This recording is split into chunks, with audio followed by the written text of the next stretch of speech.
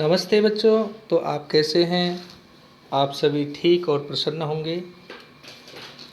आइए संस्कृत पाठ्य पुस्तक से आज हम पाठ 5 पंचम पाठः लट् लकारः प्रथम पुरुषः की शुरुआत कर रहे हैं। इससे पहले हमने पाठ 1 से 4 तक अध्ययन किया है और उनके बाद पुनरावृत्ति ही यानी रिवीजन तक हमने कार्य पेज नंबर 34-35 तक संपूर्ण रूप से कर चुके हैं। तो आज हम देखते हैं पाठ 5।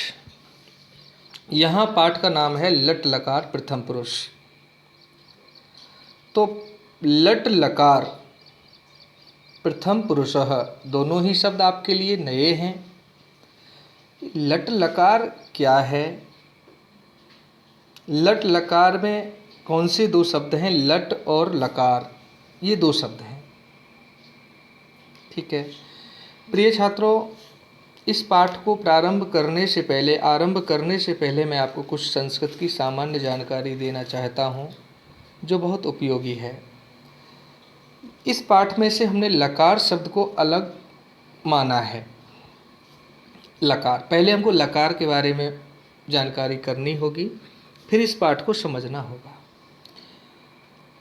प्रिय छात्रों, लकार जो संस्कृत शब्द है, हिंदी में इसे समय कहते हैं यानी काल, अंग्रेजी में टेंस कहते हैं और संस्कृत में इसको लकार कहते हैं। अब आप समझ गए होंगे क्लियरली। मतलब जो अंग्रेजी में आपको टेंस सिखाए जाते हैं, हिंदी में आपको जो काल सिखाए जाते हैं, उन्हीं को हमारी संस्कृत में लकार कहते हैं।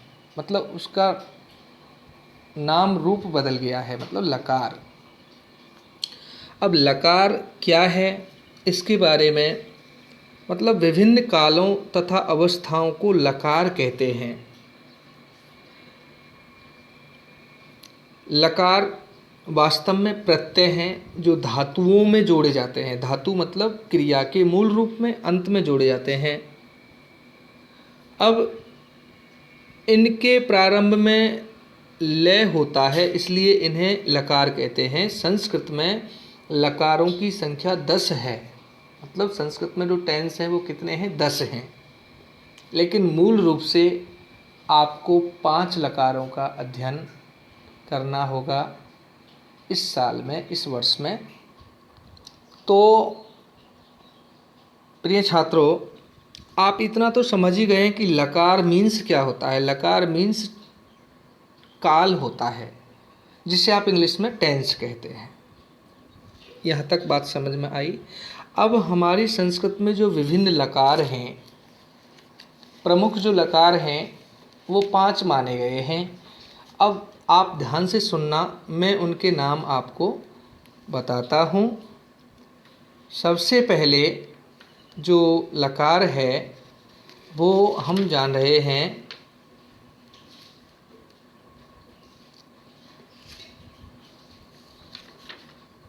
लट् लकार, दूसरा लिरिट लकार और तीसरा जो है, उसके अलावा जो रूप हैं लकारों के, लोट लकार, फिर लंग लकार, फिर विधि लिंग लकार। तो आप समझे, जैसे प्रथम नाम मैंने आपको बताया था लट, तो लट का लय। फिर दूसरा बताया था लिरिट, तो लिरिट में भी लय बोल रहा हूँ, है ना। फिर बोल रहा हूँ लोट, तो इसमें भी लय बोल रहा हूँ। तो इसका मतलब सबके नाम अक्षर में पहले लय है, इसलिए इनको लकार लकार लोग कहते हैं। अब इतना आप समझे। इससे आगे मैं आपको बताना चाहता हूँ कि ये जो लकार हैं और हमारे पाठ में जो लकार प्रयुक्त हुआ है 5 पाठ में, उसका नाम है लट् लकार।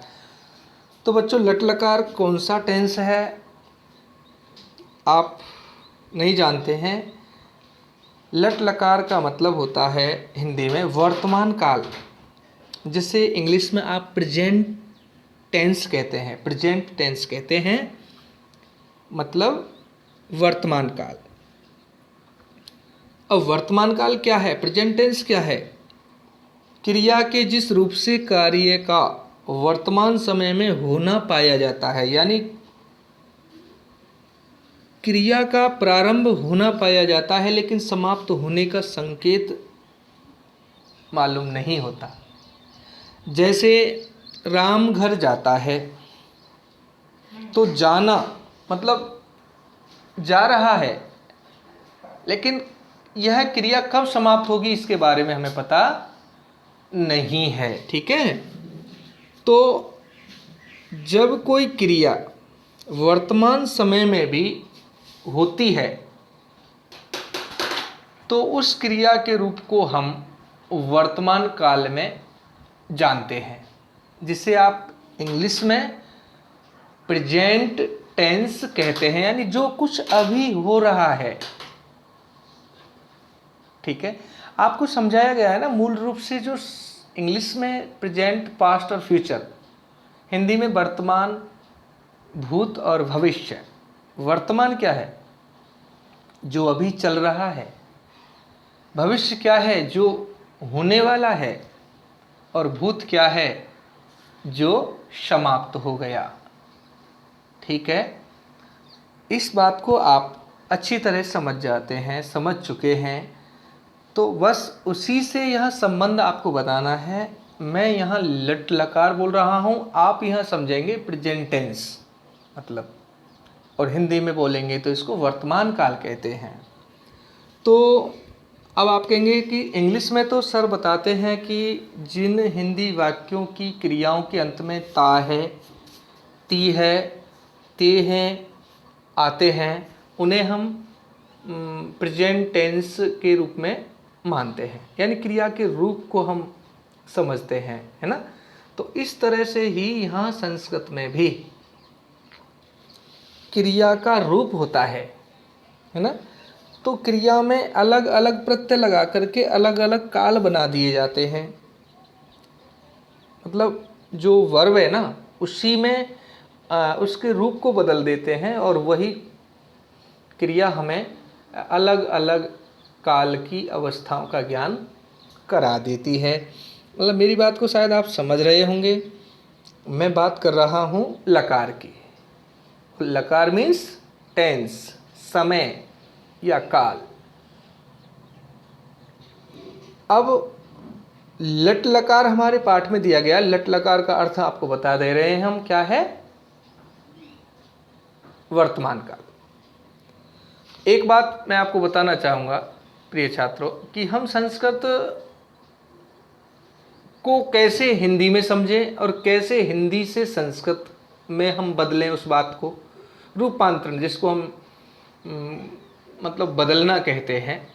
कोई बात हिंदी में कही हुई है और उसको संस्कृत में हम कैसे कह सकते हैं, या कोई बात संस्कृत में कही हुई है तो उसको हम हिंदी में किस तरह से कह सकते हैं। तो हिंदी टू संस्कृत, संस्कृत टू हिंदी, यह नॉलेज आपको होना ज़रूरी है। तो आइए हम थोड़ी सी जानकारी और सुनते हैं। मैं बताना चाहूँगा कि क्रिया के जिस रूप से कार्य का वर्तमान समय में होना पाया जाता है उसे हम वर्तमान काल कहते हैं। जैसे राम घर जाता है, तो यहाँ जाना क्रिया का प्रारंभ होना पाया है लेकिन समाप्त होने का संकेत हमें नहीं मिला है। एक बात और ध्यान रखना क्रिया के बारे में, क्रिया सदैव कर्ता के अनुसार होती है। आपको इंग्लिश में भी बताया जाता है, वर्ब जो होती है वो सब्जेक्ट के अकॉर्डिंग होती है। सब्जेक्ट अगर सिंगुलर है तो क्या वर्ब का रूप होगा, अगर सब्जेक्ट हमारा प्लूरल क्या कहते हैं उसको है, तो वो किस रूप से उसका बनेगा। ठीक है, तो मेरा मतलब है कि क्रिया सदैव कर्ता के अनुसार होगी। जैसा हमारा सब्जेक्ट होगा वैसी हमारी वर्ब होगी। मतलब कर्ता जिस पुरुष का होगा, जिस वचन का होगा, जिस काल का होता है, क्रिया भी उसी काल की प्रयुक्त होती है, ये ध्यान रखना। मतलब जिस रूप में करता है उसी रूप में क्रिया प्रयुक्त होती है, मना करें, प्रयुक्त होती है। तो ये ध्यान रखने की बात है कि जो है, अब आप जानते हैं कि संस्कृत में पुरुष कितने होते हैं? पुरुष होते हैं 3, जिसे आप संस्कृत में पर्सन कहते हैं, है ना। फर्स्ट पर्सन, सेकंड पर्सन और थर्ड पर्सन। हमारे यहाँ जो संस्कृत में पुरुष हैं वो तीन हैं, प्रथम पुरुष, मध्यम पुरुष और उत्तम पुरुष। प्रथम पुरुष कौन है? यानी वक्ता, जो बोलने वाला है। नहीं, प्रथम पुरुष कौन है? जो जिसके बारे में बात की जाती है। मध्यम पुरुष कौन है? जिससे बात की जाती है ना। और उत्तम पुरुष तीसरे नंबर का कौन है? जो बोलने वाला है। अब मैं आपको समझाना चाहता हूँ, जैसे मैं बोल रहा हूँ तो मैं उत्तम पुरुष हूँ, आप सुन रहे हैं तो आप मध्यम पुरुष हैं। अब हम जिसकी बात कर रहे हैं, जिसके बारे में बात कर रहे हैं, वो अन्य पुरुष होगा। जैसे मैं बात कहूँ कि मोहित होशियार लड़का है, आपसे बात कर रहा हूँ, तो आपने मेरी बात सुनी तो आप मध्यम पुरुष हैं। मैं ये बात कह रहा हूँ तो मैं उत्तम पुरुष हूँ। और मैं बात किसकी कर रहा हूँ? ना मेरी ना आपकी, मैं मोहित की कर रहा हूँ, तो मोहित यहाँ अन्य पुरुष हो गया। ठीक है, ऐसे हमको याद रखना पड़ेगा। तो संस्कृत में तीन पुरुष होते हैं, तीन ही वचन होते हैं, एक वचन, द्विवचन और बहुवचन। तो कर्ताओं के रूप एक वचन, द्विवचन और बहुवचन में होते हैं।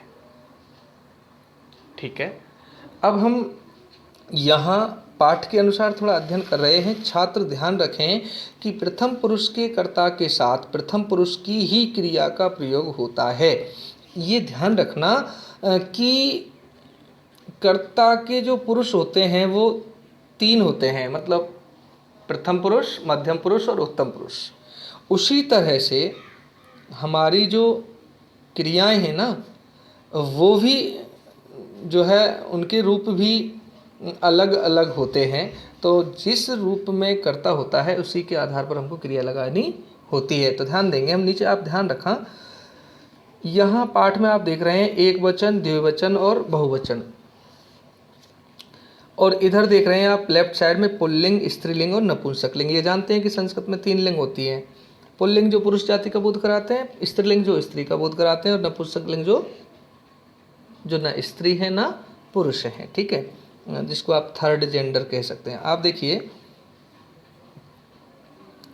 एक वचन, द्विवचन, बहुवचन। तो जो जैसे यहाँ सह गच्छति, एक वचन में वह जाता है, द्विवचन में आप देखेंगे तौ गच्छतः, वे दो जाते हैं, और बहुवचन में ते गच्छन्ति, वे सब जाते हैं। ये ध्यान रखने की बात है बेटा कि यहाँ आप संस्कृत वाक्य में जो पहला शब्द है वो थोड़ा बोल्ड है, मोटा है, ब्लैक है। तो जो मोटे शब्द पहले हैं वे सब्जेक्ट हैं। से का मतलब वह है। फिर दूसरे द्विवचन में आप देखेंगे तऊ का मतलब, द्विवचन का मतलब दो, वे दो। और अंत में बहुवचन में ते का मतलब वे सब। तो हमारे इन वाक्यों में कर्ता कौन कौन है? से, तऊ, ते। से का मतलब वह पुरुष, तऊ का मतलब वे दो, और ते का मतलब वे सब। अब देखो, से के साथ गच्छति है। गच्छ क्या है? गम धातु है ना। गम का गच्छ यहाँ या परिवर्तनशील धातु है ना। ये धातु दो प्रकार की आपको हमने बताई है। तो गम से गच्छ बन गया, तो से के साथ गच्छति, तो ती प्रत्यय लग रहा है इसमें। ती क्या लग रहा है? ती। और तऊ द्विवचन के साथ, गच्छ के साथ तह लगा हुआ है, गच्छतः। और ते के साथ लग रहा है अंति, मतलब गच्छन्ति। थोड़ा ध्यान देंगे आप समझ जाएंगे निश्चित तौर से। देखिए, स गच्छति, से के साथ गच्छति लगेगा। आपको इंग्लिश में समझाते हैं ना सर, ही के साथ है, वर्ब में क्या लगता है, सी के साथ क्या लगता है, नेम में क्या लगता है, इट के साथ क्या लगता है। ये सिंगुलर है ना। तो इस तरह से हमारे से जो है वो सिंगुलर करता है। ठीक है, लेकिन अन्य पुरुष है। क्या है बेटा? अन्य पुरुष, यानी प्रथम पुरुष है ये। अब अन्य पुरुष में ध्यान देंगे आप, जो अन्य पुरुष के कर्ता हैं उसमें किसी व्यक्ति का नाम, किसी जानवर का नाम, या किसी संज्ञा के स्थान पर सर्वनाम शब्द। तो ये सर्वनाम शब्द है से, तऊ, ते। तो से का मतलब होता है वह, तऊ का अर्थ होता है वे दो, और ते का मतलब होता है वे सब। तो से के साथ से गच्छति, तऊ गच्छत, ते गच्छन्ति। तो लट लकार जो है उसके पुल्लिंग में प्रथम पुरुष जो होता है उसकी क्रियाओं के प्रत्यय होते हैं ती तय अंति। क्या होते हैं? ती तय अंति। तो ती तय अंति गच्छ के साथ जुड़े हुए, गच्छति, गच्छतः, गच्छन्ति। तो स गच्छति का अर्थ होता है वह जाता है, और तौ गच्छते का मतलब होता है वे दो जाते हैं, और ते गच्छन्ति का अर्थ होता है वे सब जाते हैं। तो ये तो पुल्लिंग के लिए। अब स्त्रीलिंग के लिए, जो पुल्लिंग में हम स बोल रहे हैं, स का मीनिंग होता है वह है, जिसे आप इंग्लिश में ही कहते हैं, और संस्कृत में सा का अर्थ होता है जिसे आप इंग्लिश में सी कहते हैं, तो मतलब स्त्रीलिंग। तो सा का मतलब वह लड़की है ना, तो सा गच्छति वह जाती है। तो देखिए क्रिया तो पुल्लिंग में भी गच्छति थी और स्त्रीलिंग में भी गच्छति है ना। तो सा गच्छति, यह सा क्या है? सब्जेक्ट है। तो सा एक वचन है, सा माने वह, गच्छति माने जाती है, वह जाती मतलब वह एक जाती है, एक के लिए। और ते गच्छता, ते का मतलब वे दोनों जाती है, जाती हैं। तो ते के साथ गच्छते लगाया। और ताहा, ताहा का अर्थ होता है वे सब, गच्छन्ति मतलब जाती हैं। और नपुंसक लिंग में हम बात कर रहे हैं तत् मित्रम गच्छति। तत् माने वह, तत् भी सर्वनाम शब्द है युष्मत् का। तो तत् जो है उसका अर्थ होता है वह। मित्रम माने मित्र, गच्छति माने जाता है, वह मित्र जाता है। तो ये नपुंसक लिंग में मित्र शब्द नपुंसक लिंग माना गया है यहाँ पे। और ते मित्रे गच्छता, ते का मतलब वे दो मित्र जाते हैं, और तानी का मतलब वे सब, मित्राणि गच्छन्ति वे सब मित्र जाते हैं। प्यारे छात्रों, पुल्लिंग का मतलब है लड़का की जानकारी। एक लड़का जाता है, दो जाते हैं, और वे सब जाते हैं। तो स का मतलब वह है, तौ का मतलब वे दोनों, ते का मतलब वे सब, और सा का मतलब वह, ते का मतलब वे दोनों, और ता का मतलब भी वे सब। तत् का मतलब वह है, ते का मतलब वे दोनों, और तानी का मतलब वे सब। मतलब तत् ते तानी ये नपुंसक लिंग सर्वनाम शब्द हैं। ये पहले पुल्लिंग शब्द हैं, दूसरे स्त्रीलिंग शब्द हैं, और तीसरे नपुंसक लिंग हैं। तो आप इन तीनों को याद रखना, से तौ ते पुल्लिंग, सा ते ताहा स्त्रीलिंग, ते तानी ये क्या हो गए? नपुंसक लिंग। तो इनको आप पढ़ें और इनके हिंदी अर्थ को भी समझने का प्रयास कर सकते हैं। ध्यान दें, एक बार और देखते हैं। पुल्लिंग में एक वचन से गच्छति वह जाता है, तौ गच्छत वे दो जाते हैं, ते गच्छन्ति वे सब जाते हैं। स्त्रीलिंग में सा गच्छति वह जाती है, ते गच्छतः वे दो जाती हैं, बहुवचन की जैसे लगता है इसमें है ना, दो। ता गच्छन्ति वे सब जाती हैं। अब नपुंसक लिंग में तत् शब्द नपुंसक लिंग है, तत् का मतलब वह। तत् मित्रम गच्छति, ठीक है, तो वह मित्र जाता है। ते मित्र है गच्छत वे दो मित्र जाते हैं, और तानी मित्राणि गच्छन्ति वे सब मित्र जाते हैं। तो बेटा यहाँ देख रहे हैं ना आप, मित्रम मित्रे मित्राणि, मित्र का मतलब एक मित्र, मित्रे का मतलब दो मित्र, और मित्राणि का मतलब वे सब मित्र। इस तरह आप इसको अध्ययन में जब समझेंगे तो आपकी समझ में आएगा ये से गच्छति का मतलब वह जाता है, मतलब ही गोज, है ना, इस तरह से।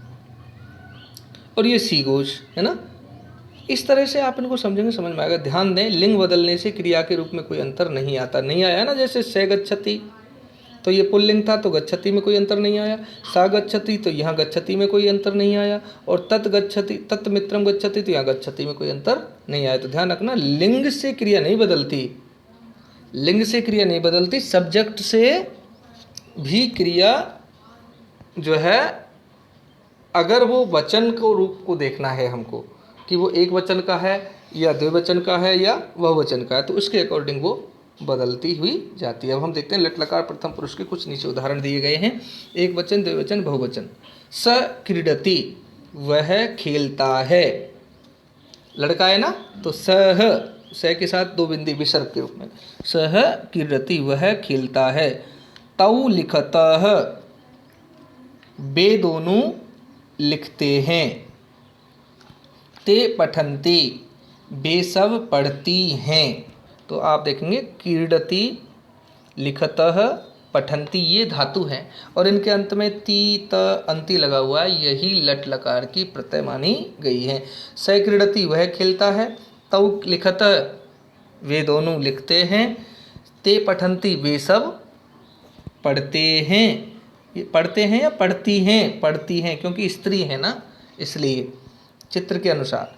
और नीचे चित्र में देखते हैं, स गजह चलती वह हाथी चलता है, तौ अश्वौ धावतः वह कहेंगे क्या? तौ का मतलब वह नहीं होता, तौ का मतलब तो वे दोनों या वे दो घोड़े दौड़ते हैं। ठीक है, अश्वौ का मतलब दो घोड़े।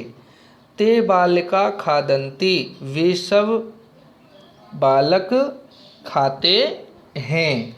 अब आपको याद रखना पड़ेगा, आपको प्रेजेंट टेंस में जो पहचान है ना, ता है, ती है, ते हैं, तो हमारे यहाँ लट लकार में भी ता है, ती है, ते हैं हिंदी वाक्य में हम बोल रहे हैं और यही इस लट लकार की पहचान होती है। लेकिन संस्कृत में पहचान कैसे बोलेंगे? ती त अंति। ता है, ती है, ते हैं को ती त अंति, ती तह अंति, ये हो रहा है ना। तो ती का मतलब एक, तय का मतलब दो और अंति का मतलब अनेक। अब देखें, सा स्मृति,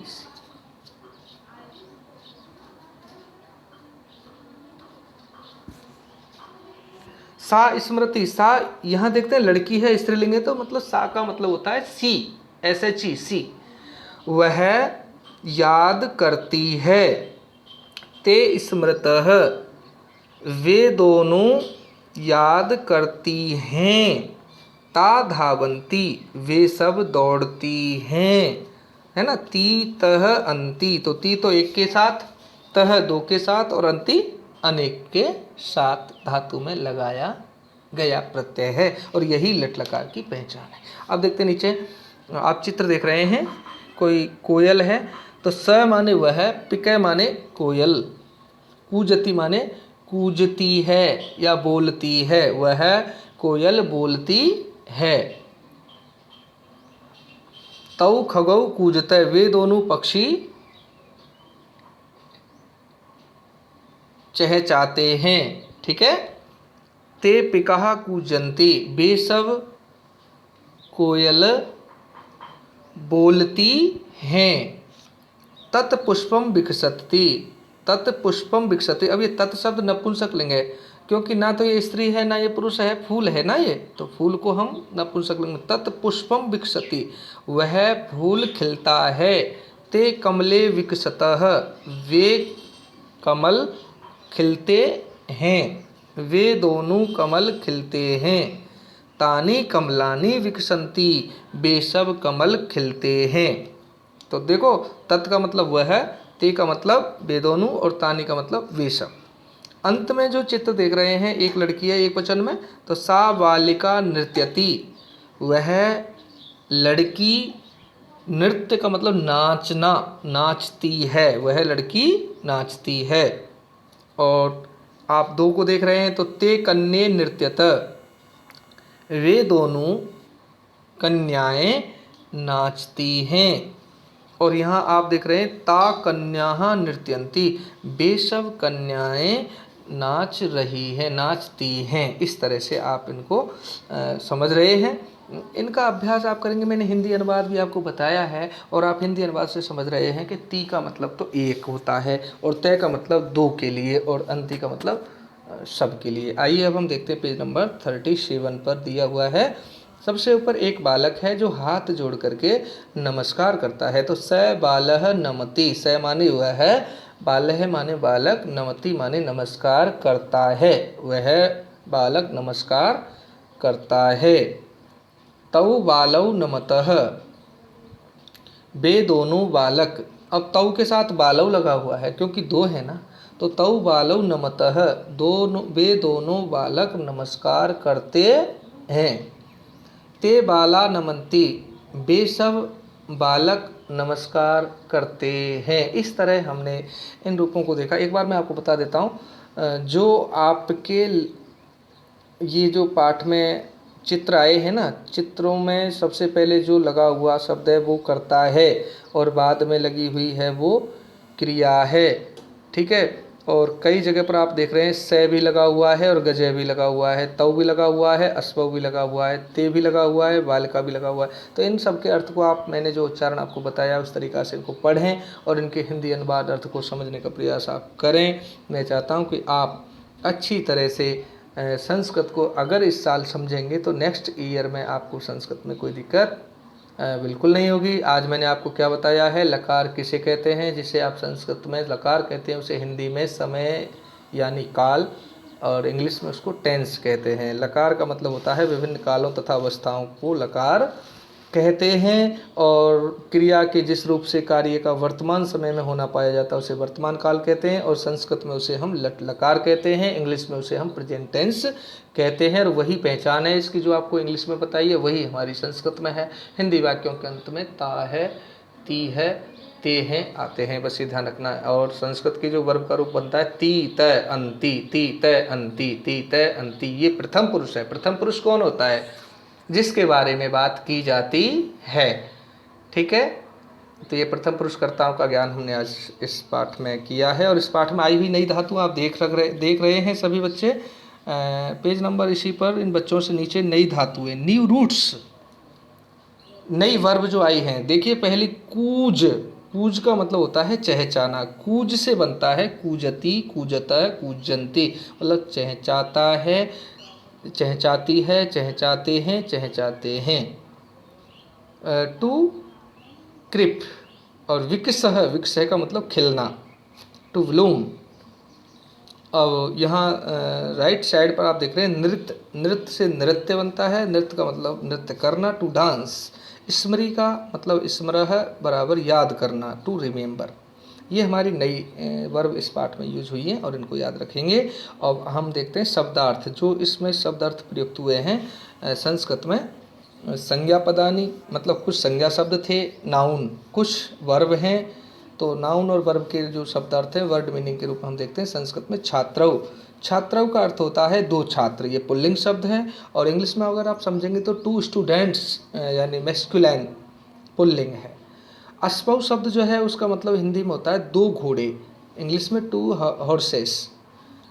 खगव जो है जिस शब्द रूप में अव की मात्रा लगती है, दो मात्रा अंत में लगती है अव की, तो उसका मतलब होता है दो, वो चीज़ दो हैं। मतलब खगव का मतलब दो पक्षी, टू वर्ड्स। पिकाहा, पिकाहा शब्द आप देख रहे हैं अंत में आहा विसर्ग लगता है और स्त्रीलिंग शब्द है तो वो बहुवचन होता है। तो पिकाहा का मतलब होता है कोयल, बहुवचन है कुक्ष।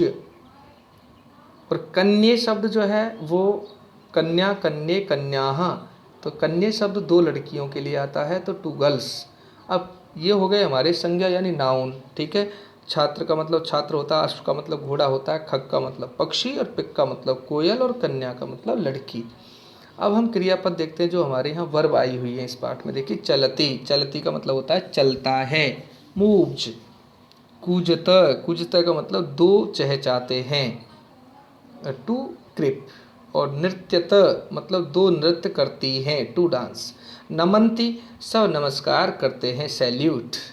धावंती, अंति जहाँ लगता है मतलब सब के लिए आता है, उसमें बहुत है, तीन से अधिक है। धावंती सब दौड़ते हैं, run, run run run third form वही होती है ना उसमें। क्रीडती, क्रीडती मतलब खेलता है। प्लेस, स्मृति यानी एक के लिए, स्मृति याद करता है, रिमेम्बर्स। विक्षंती मतलब सब खेलते हैं, विलोम्ज, विलोम।